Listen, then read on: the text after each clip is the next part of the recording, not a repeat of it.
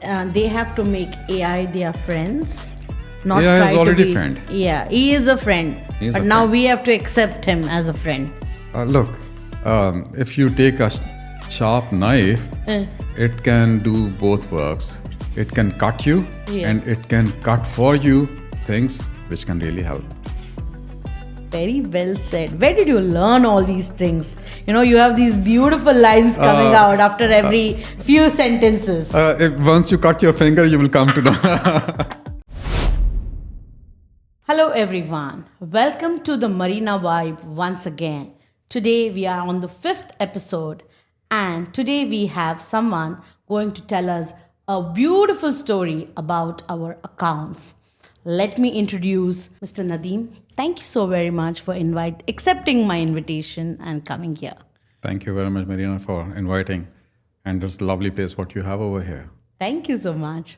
So, Nadim, what do you do? Tell us a little bit about yourself. I play with numbers. This is what I do. Okay.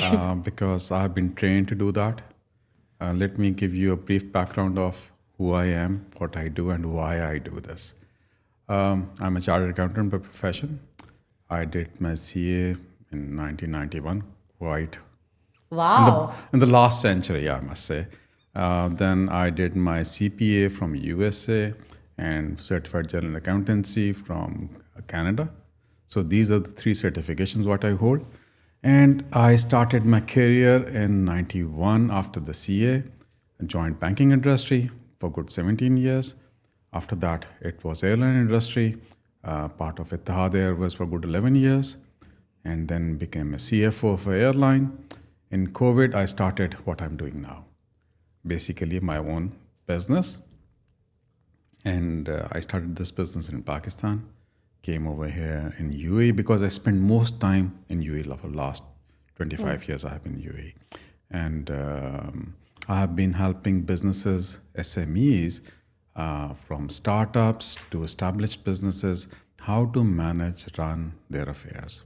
Okay. And that's my expertise now, to simplify the businesses, to simplify numbers, and make them easy for the business. So you have been around the globe and you chose Dubai as a place to start your business.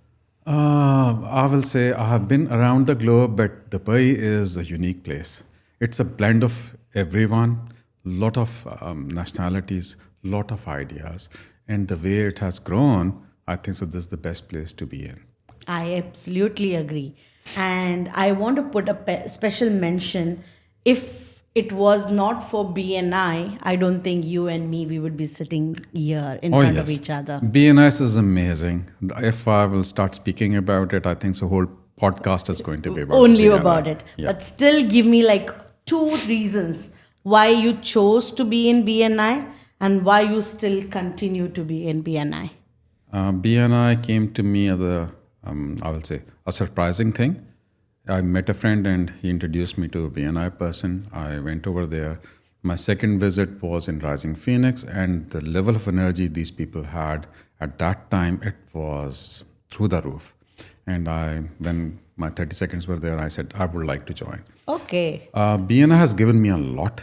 I love BNI because third month into BNI membership, one of the members, he trusted me and he invited me to come and have a look at his books. And in 1 year time, I have more than 21 clients from just one chapter. So that's the level of trust these people have put in me. And I'm really grateful, thankful. And currently my 60% of business is coming from BNI. From BNI. Yeah. So that's why I'm there. Yeah. And yes, I believe in give us gain. I believe in BNI's policies because we practice that, but BNI is very structured. And that's the best part because it was very easy to adapt to those policies and procedures. Yeah. We were doing it already, but in a very unstructured manner. Yeah, I think BNI just teaches us how to get your system much more organized. Oh, yeah. And it gives a different kind of self-confidence is what I would like to say. To like for me, like I'm a speaking person, right? I like to speak. And then for me, that becomes a bigger audience to come out there and speak. Yeah. And you, I think you are the favorite member of the chapter, very polite, always there with your warm welcome. Okay, now we close the BNI chapter. Let's come back Yeah. to Nadeem. Yes. So you tell me, you have told me like multiple times that your books tell a story. So if you could tell us one or two stories that you have seen during your entire journey till now, the books, what kind of stories they speak? They speak about what the entrepreneur is all about. Because if the books are organized, you will come to know these are the people who follow some pattern. There is something. And if the books, you look at them, they're messy, they're not clean, they tell a very different story. And to be very honest, if when you are sitting down with some business and you talk to them, Yeah. how you interact with the business, you simply ask them, tell the story of the business, what you do and how you do. Yeah. And once you will listen to their stories, you will come to know what processes they have put in place Yeah. and how they are capturing those processes into numbers. And numbers by itself will tell you ups and downs of the business as well as how good they are being recorded. What I've seen is people always misjudge that any bookkeeper can do the wonders. Yeah. In fact, bookkeepers are just those masons who are putting bricks on top of one another. Yes, beautifully said. How it's going to be structured, what's going to be coming out of that building, they never know. Yeah. And that's how you come to know about the story of the numbers. Because you see all the numbers in a bigger picture, you take a step back and then you start looking at the bigger picture. And the picture is built by the businesses, the entrepreneurs, but it needs to be designed properly. Yes. So I always say, yes, there's a story because every number tells something good or bad. Correct. That's how it is. And give you example, if the business is done very professionally, you can see the processes are all integrated into the accounting system. And at the click of button, you can see much more than the normal. Normal is balance sheet, profit and loss, cash flows, Yeah. receivables, payables. But if you go in a little bit more depth and detail, you will come to know how each product line is basically functioning. What's the profitability related to these projects, revenue lines, as well as which employee is contributing the most, which of the areas are contributing the most. So there is a big thing going around the overall scenario, how it's been set up. The picture is we might be thinking someone is really good for the business. Yeah. They are always there, but they might not be the best of the salesperson. Yes. Their outlook is very different. But in fact, there might be a person who is very quiet, just sitting in the corner. He might be contributing a lot of those clients which are very valuable to Valuable the to customer, them. but we don't see them as they are. Yes. So numbers, they tell the story once you start looking at it. Beautifully said. One more thing, it reminds me when I was sitting with you and I was just talking to you, you told, like, when you're starting a business, you do projections. Like, if you remember that conversation, that you will sell in 1 year X number of units and make X number of money. Yeah. And when that business comes into life, and that's not how it works.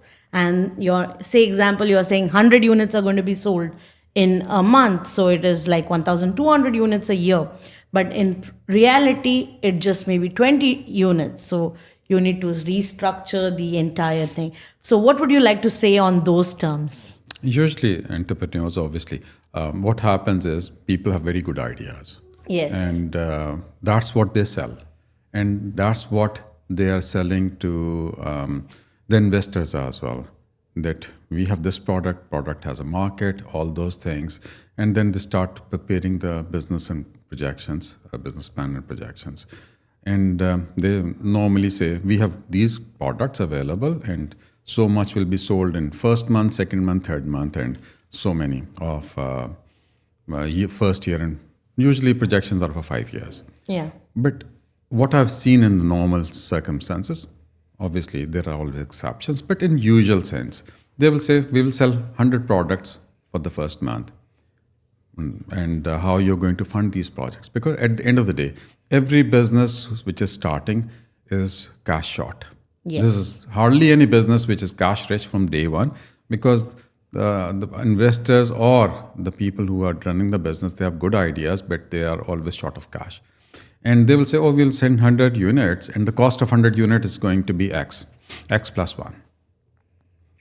They miss out this point that selling 100 unit means, first of all, they have to have inventory of 500 units. So to create that inventory of 500 units, they need to invest for 500 units. Then there's going to be distribution channel, which is going to put these 500 units into different parts of the city. And from those part of the city, those shops, they'll be able to sell 10, 15%, 20% of those units.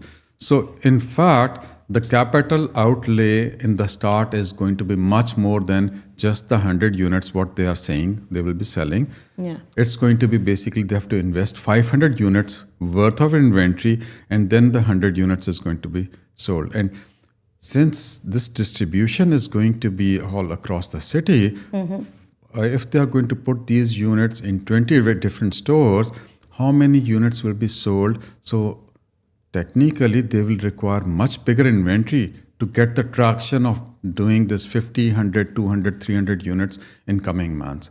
So the capital outlay needs to be really done properly when the financial planning is done. That's the cash they require at day one, which normally they fail to see, because they always see the rentals are there, this much fixed cost is there, this, but not what inventory value is going to be there. The day Yes. one. And operational cost as Operational cost is always there. Yeah. Because they will say need to have one van, we need to have two salespeople, this. So that's they will project perfectly fine. But where they miss out is the inventory part. Yes. That is the key, and that's very I will say expensive item well. Yes, I agree. in the start. Yes. Okay. Now tell me, what is the favorite part of you being an entrepreneur?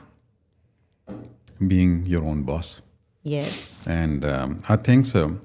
I have done good 30 years of corporate life, enjoyed the best of it. At my peak of my career, at 54 years, I said I will become an entrepreneur. A big jump, big change. Starting from zero is not easy. Yeah. But I can tell you, yes, first 2 years were very hard. It was COVID. And after that, picking up from zero, coming back again. But as you grow in the business, there is no upper limit. In the job, whatever you're drawing, there's always a limit. Yes. Because you cannot exceed that salary level. And in the business, yes, it's a stepwise increase coming into day by day, month by month. But there is no upper limit. And secondly, you are working for yourself. So it's not 8 hours job anymore. It's a 24-hour job, 7 days a week, 365 days in a year. Yes. So entrepreneurship means lot of effort, but that effort is for your own self. You are not doing it for anyone. And secondly, whatever you have learned, you can put that into practice. And there is a lot more what corporate has taught us. There's a lot more in entrepreneurship. Yes. Because even though it's a small organization, but you can set it up in the manner which you think is the best. Taking Yeah. care of the people, most important thing. In the corporate world, we are just numbers. We are doing a job, tomorrow someone else is going to replace us, and that's it. Where in entrepreneurship, you invest in people first of all. You make them learn, you make them how to deliver, and they are your assets, not the laptops or computers or anything.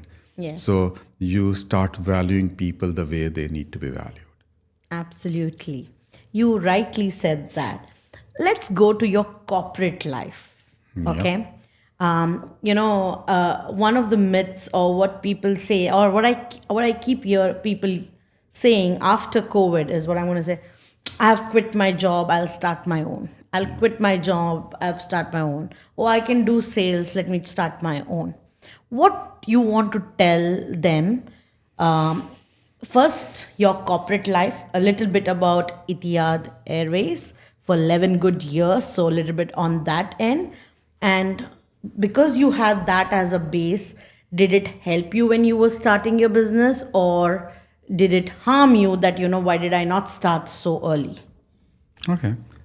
Basically, learning is the most important part anywhere. Yes. Whatever you are going to do, whatever you're going to practice, either it's a product, it's a service, you need to learn that. You need to know inside out. Only then you can survive. Etihad Airways, it's an amazing company. I loved it. I still love it. Yeah. It taught me a lot. First of all, when I joined Etihad, I was heading international division for finance. So I traveled. I looked at how the world works. Different countries, different cultures, everything works very differently.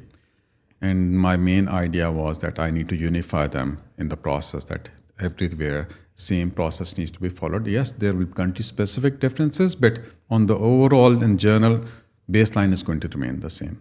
So I started learning how the processes needs to work over there. Then we set up a subsidiary in Alain.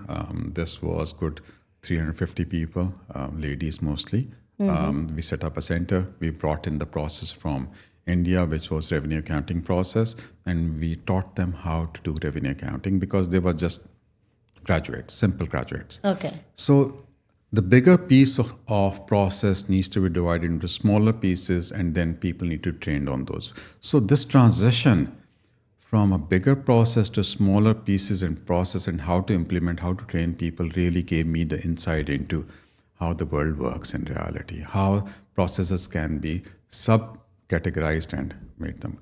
This really helped me to do what I'm doing now. Okay. The reason is when you start your own business, starting from zero, secondly, you don't know how it's going to be, what sort of clientele you're going to get. Yeah. But every business is a complex process. You take it, it's a small 2 people organization or it's a 50 people organization. Everyone is important because that's why they are existing. There is an importance, there is a requirement. Now, how they are going to be doing it is up to the level of the entrepreneur's knowledge and their depth of how the market works. What gave me the insight into this is basically when I look at the business, I see how can I make it more efficient. At the end of the day, efficiency is going to be judged on the basis of utilization of the resources. Resources can be human resource, it can be financial resource, it can be product and service, how well they are delivered. Correct. So the learning from Etihad Airways and my previous jobs is basically look into the process, organize it, divide it into smaller segments, automate those segments because automation is the name of the game in this part of the world. What has evolved is AI. AI is everywhere. Even small business people think, oh, AI is going to be very expensive. These automations are going to cost us fortune. I tell them, if you're going to go to KFC or Burger King, you will spend 60, 70 dirhams on a 2 people meal. This is how much automation this cost you, 60, 70 dirhams. Okay. And no one believes it. And then I need to open up the laptop and say, you are doing this process. The cost of this cloud-based software is just 60 dirhams. Will you get it? It will save your person 2 hours a day. Yeah. 2 hours a day, 24 working days. Is it worth it? And everyone says yes. Yeah. And the best part is with this automation, you're digitizing that process. Once it's digitized, it can be connected to your accounting system. If it's connected to your accounting system, it's going to save you money. It's going to save you time. It's going to bring accuracy. And on a click of button, you can see the results of what's happening on the ground. So this is the big transformation. With just one process automation, you can save, I've seen, it can save up to 90% of the cost. I agree. So people are a little bit hesitant on the overall how it's going to impact them. But if they take a chance and sit down with a knowledgeable person, they will see a big change happening in their Yeah. business. They have to make AI their friends, not AI is try to already be. friend. Yeah, he is a friend, He is but a now friend. we have to accept him as a friend. Look, if you take a sharp knife, it can do both works. It can cut you Yeah. and it can cut for you things which can really help. Very well said. Where did you learn all these things? You have these beautiful lines coming out after every few sentences. Once you cut your finger, you will come to know. Okay, let's go to the next segment. What is that one question you wish someone had asked you before starting your business? I think so. People should have asked me, is it an easy thing to do, business, or it's a tough one? At that point in time, I never knew the depth of this question. But now I can tell if I'm given opportunity 10 years ago, I've done 30 years of corporate life. I would have started business 10 years earlier. Okay. Because business is your own, no one can steal it from you. You put in 24 hours, it's going to return in the same manner.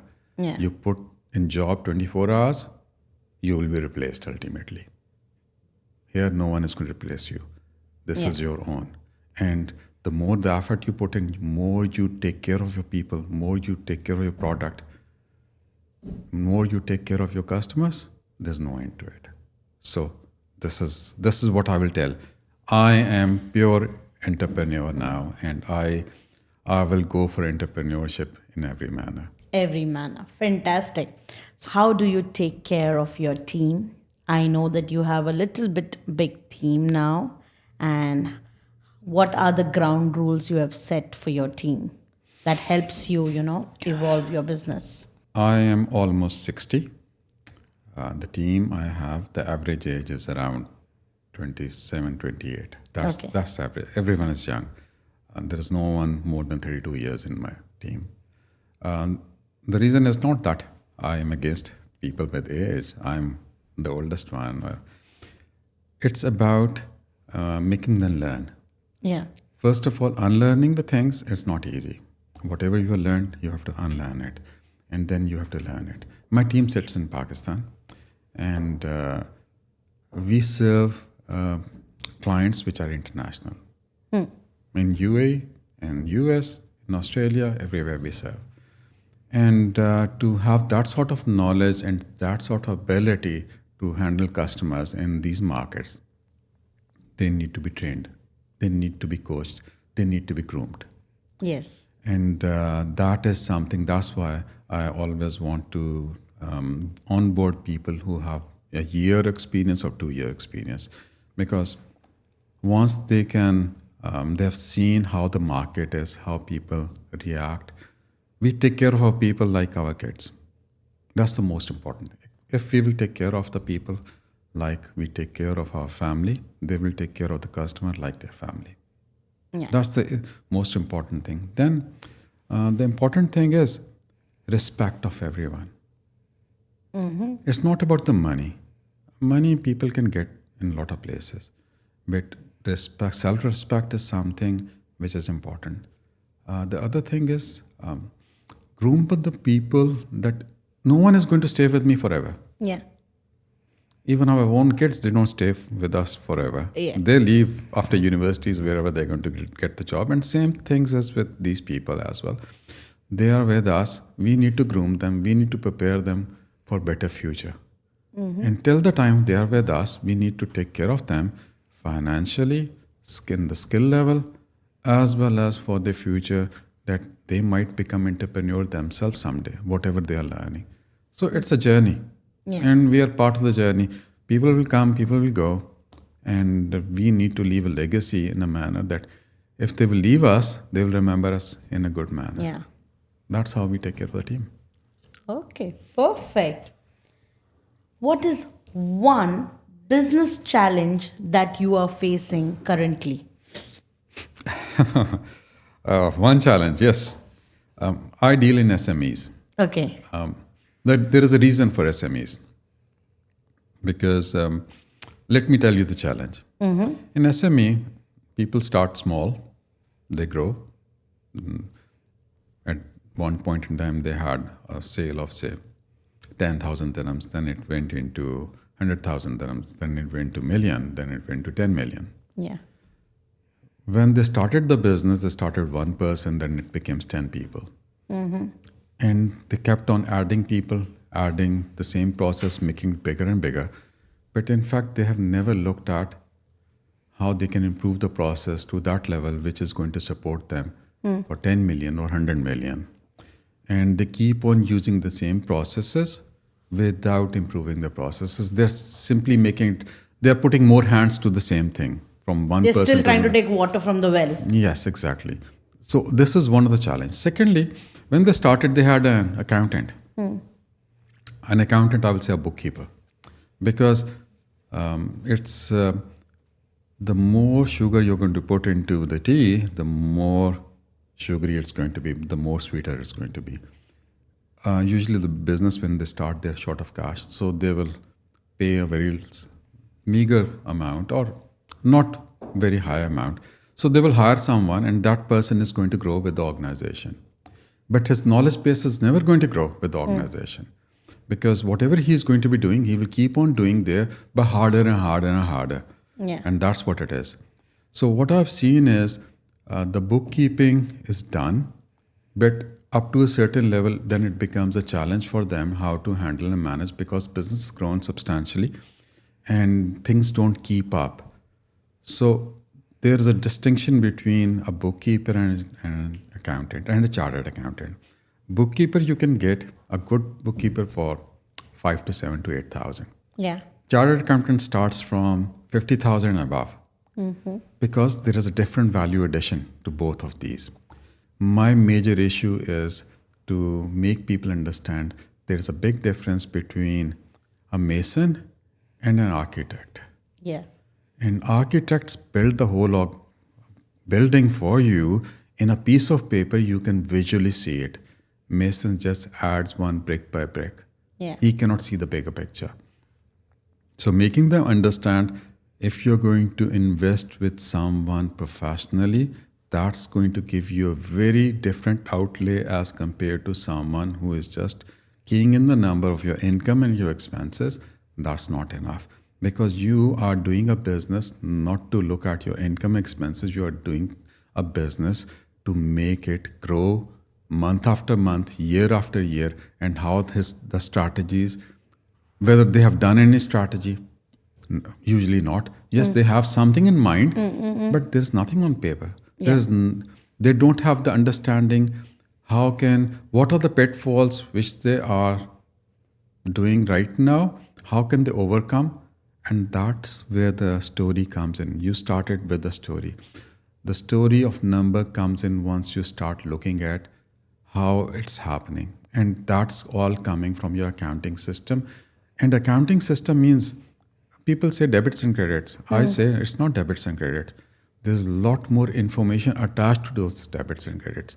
Once you start looking at those related information, then your debits and credits are going to tell you different story, different numbers, and different colors into the story. I agree with you. Yeah. And as a business owner, I think I sometimes I feel like I am doing a lot of expenses. And sometimes I feel like there is a good amount of revenue. When revenue is good, we feel, oh, we are cash positive. But reality, when you start looking at your books, then you know that it is not about being cash positive. It's about how you can help and sustain. If you're doing an expense, people say just cut down your expense. That is not a solution. No. Right? It's you have to manage your expense and go forward with it. Yeah. That is The main thing is understanding your business deep inside, because cutting expenses just a knee-jerk reaction. Because if you're going to cut something that was being spent for something, yeah. it might give you a little bit edge, but that's a very short lived. Now you cut the expense. What you're going to do next time? There's no expense. How you're going to increase the profitability? The only way is to understand the dynamics of your business. So you rationalize expenses, and then you look at the opportunity, how you are going to improve your revenues. Yeah. What product lines you are selling, which product line is the best seller, which product line you think is good but it's not selling. What's the reason it's not selling? You need to start looking into these things in depth. Once you will look into the depth, you might find out that there is a product which is selling in area 1 very nice, but it's not selling in area 2. So Yeah. what's the reason? Because of the pricing, because of the demographics of those things. So there's so much into the numbers, and it's always says devil is in the detail. You will never see it on the surface. Once you dig deep, you will come to know how to structure your organization in such a manner that it can use its resources to the maximum. And this is where proper planning comes in. This is where your strategy, your actual plan is going to work out. This is how you are going to be using your people to reinforce that you want this sort of sale happening in this area with these targets. How you will set the targets. If you don't understand your market, you cannot set a target. Then you are basically aiming for failure because you will not achieve them. Yeah. And if it's not achievable, it's disappointment. And disappointment leads to depression, unfortunately. I agree. I agree. Okay, let's go into this. These are little technical questions, is what I will say. How many businesses still rely on cash transaction, and should we avoid it? And is that a major issue in Dubai? Dubai is a very lovely place. Cash transactions are usually very high in those economies where taxation is very high, Okay. 30, 40, 50%. Okay. In Dubai, taxation is, it's been introduced very recently. Yeah. So the cash transactions are mostly done because of the convenience, not to, I will say, not to circumvent taxes or those things. Yeah, VAT has been there. There is some cash transaction, but this economy is, especially Dubai and UAE, I mean to say, it's very well documented. Okay. The credits, your debit card and credit card can be used even to purchase 1 dirham product, Yeah. which gives the ability of the people not to use cash. And what I've seen in my experience, people are usually using cash because they're unaware of how digitally easily they can transform their business into digital arena. Otherwise, mostly people are using cards or Yeah. banking transaction, which are regulated. So I don't see in UAE that cash is a major game changer from tax perspective. Perfect. You know, in this point, I want to add something.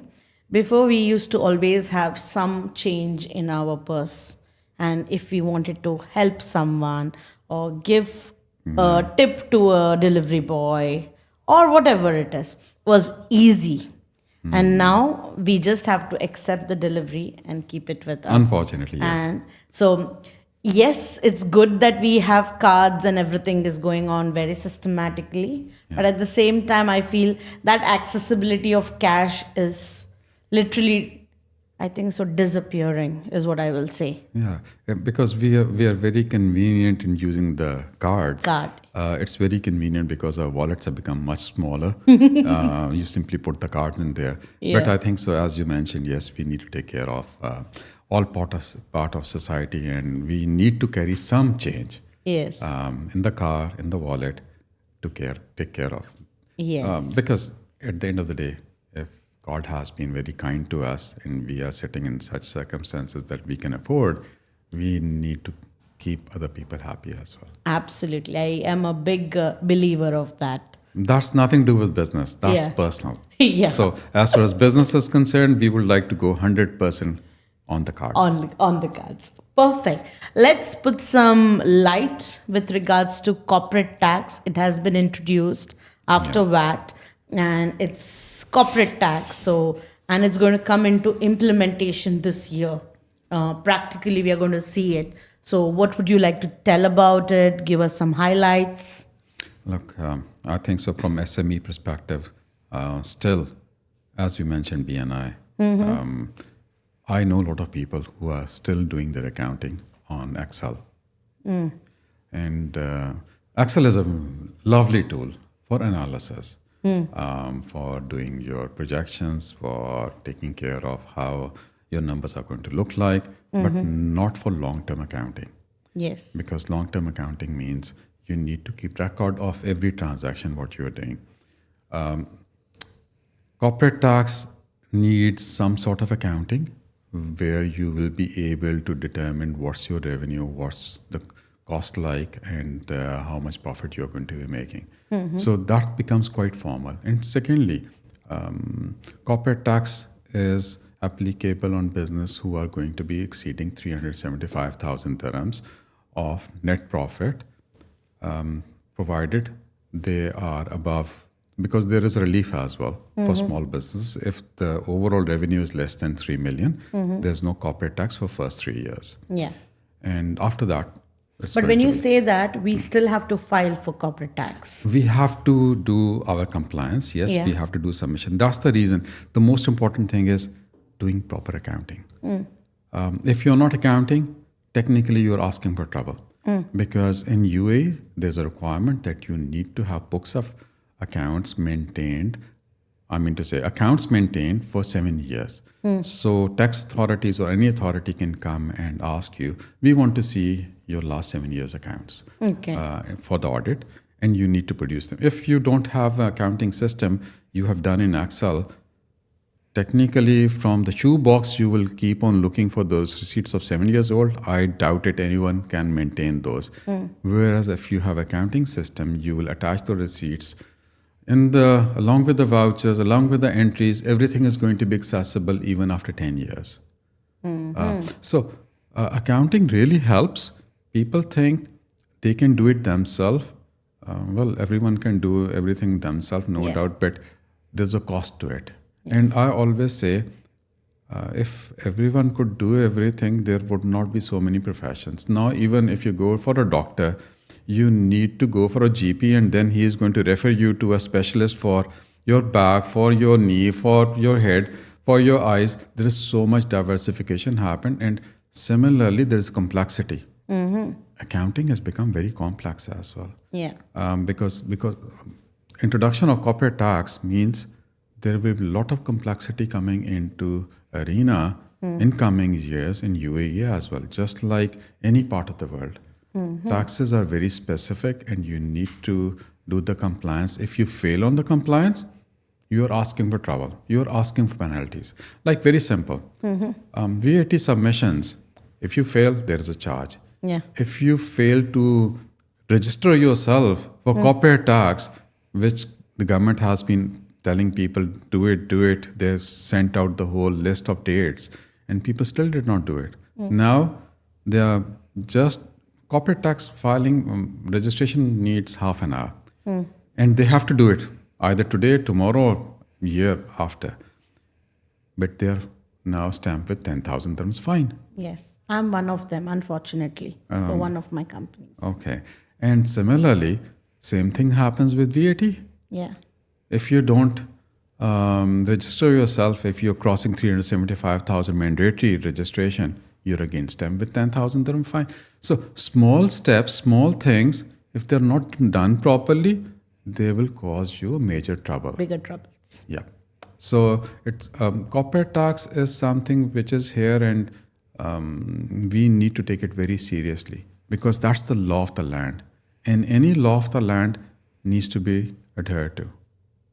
Absolutely. So, corporate tax, in short, it's 375 in profits Yes. of the company, Yes. and 3 million, below 3 million, still you need to do the filing. You have to do the filing, Any whatever which it ways. is. Yes. If you're a company, you have to do the filing. That's mandatory. Okay. That's the compliance. And it just takes 30 minutes of your time.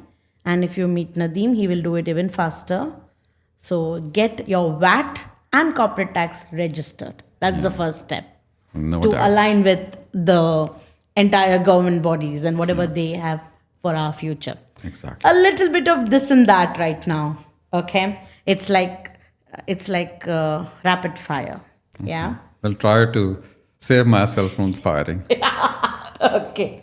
So, cost control or revenue growth? Both. There can't be. You can't say both, but yeah, you can say. How can you run a business if you're not going to incur the cost? Okay. So, if you're going to say cut one, how can you cut anyone? You need to manage both because cost is important for the business because that's anything which you are going to sell, that's a cost. Yes. And sales needs to be done, so you have to incur the cost. So, it's management of both in a rational manner, looking at your business plan, your strategy, your target market. And yes, you have to be cautious about why you're spending. And secondly, most important thing, managing cost. Managing cost means automation. Putting people is not the right way. Putting right people with right tools, with right skill set, that's cost management. That's the biggest takeaway of this podcast. Can you please repeat it one more time?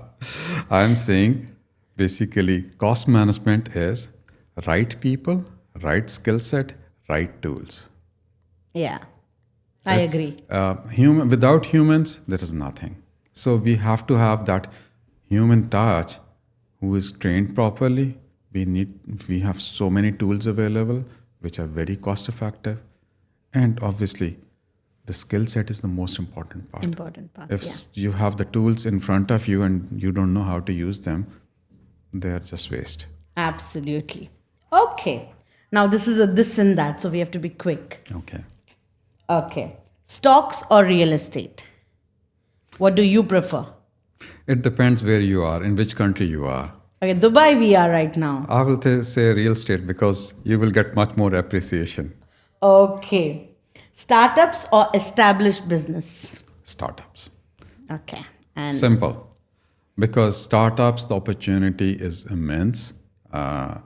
These days, startups overnight can make you multimillionaire. Yep, there are good stories and there are bad stories, but Yeah. this is what it is. okay, agreed. Risk takers or cautious planners? Who do you like? I'm an accountant. I am a very cautious planner. Okay. I will weigh anything 20 times before taking the risk, before jumping. Okay. So we both can't be friends then. No, I think so. There needs to be both balance because if one is the risk taker, that's perfectly fine, but the other one needs to look at the other side as well. That's how it works together. Absolutely. And one last, cryptocurrency or traditional investments? Yeah, crypto is the future, no doubt, but people don't understand it at the moment. No. So I deal with SMEs. Okay. In SMEs, I will say what you can see, you can trust for the time being. Okay. So traditional investments at the moment. Yeah. Till we try to understand crypto, Yeah. like we are trying to understand AI. AI is everywhere. Half of your things will be done by AI over here. Thank you so very much, Nadim. You were fantastic. Loved all the bits and pieces that you have given in the entire episode. I think it is something very fruitful for people to know and how to take care of their. It's not just hiring an accountant or a bookkeeper, but understanding your accounts a little bit more. And that just saves a lot of trouble also that is going to come in. And it helps you also to pre plan your future. No doubt. I always say everyone has a dream to build a house. Yeah. And that house is first of all built inside the mind. Then Yeah. you go to the architect and you say, I want this. And they really put those lines on a piece of paper and show you how it's going to look like.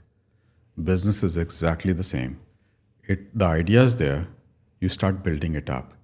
But you need to build it up along with your financial planner, along with the finance people, because everything you do, there's an impact in a number.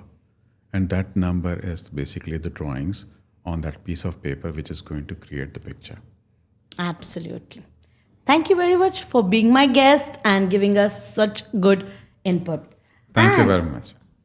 Thank you. And if you want to see any other guest who's talking about finances, or you have your own person whom you want to see and take their point of view on finances, let us know. We will have them next. Until then, we are going to leave the links for Nadim and you can get in touch with him. So you come to know what your account and what story is your account saying. Thank you.